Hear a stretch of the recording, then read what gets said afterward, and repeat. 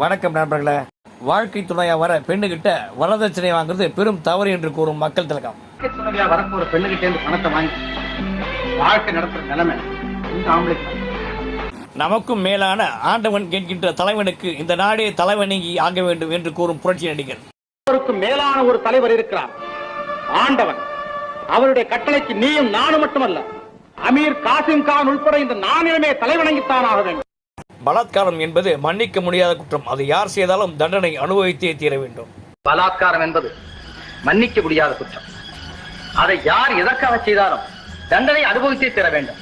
ஆணவத்திற்கும் அகங்காரத்திற்கும் என்றும் அடிமையாக கூடாது என்று கூறும் மக்கள் திலகம். ஆணவத்துக்கு அகங்காரத்துக்கும் நீ அடிமையாடாது. ஏன் எதுக்குமே நீ அடிமையாக.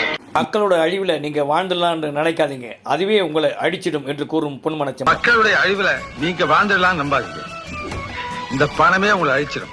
நன்றி, வணக்கம்.